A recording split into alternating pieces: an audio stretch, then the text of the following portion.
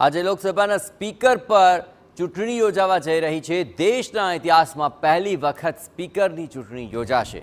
સરકાર અને વિપક્ષો વચ્ચે સહમતિ ન થઈ અને આજે ચૂંટણી યોજાવા જઈ રહી છે।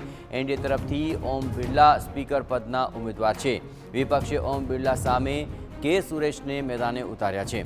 આજે 11 કલાકે લોકસભાના સ્પીકર પદ માટે ચૂંટણી યોજાનારી છે।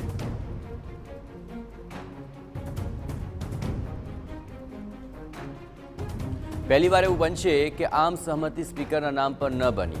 ઓમ બિરલાનું નામ આગળ કરાતા વિપક્ષે વાંધો ઉઠાવ્યો હતો અને તેમણે આ સમગ્ર મામલે સહમતિ ન આપી અને તેને કારણે પહેલીવાર લોકસભાના ઇતિહાસમાં સ્પીકર પદ માટે આજે ચૂંટણી યોજાવા જઈ રહી છે। એટલે કે દેશના ઇતિહાસની આ પહેલી સ્પીકરની ચૂંટણી હશે અને તેને લઈને આજે 11 વાગ્યે ચૂંટણી પ્રક્રિયા યોજવામાં આવશે। 18મી લોકસભાની આ સૌથી મહત્વપૂર્ણ બાબત બની રહેશે।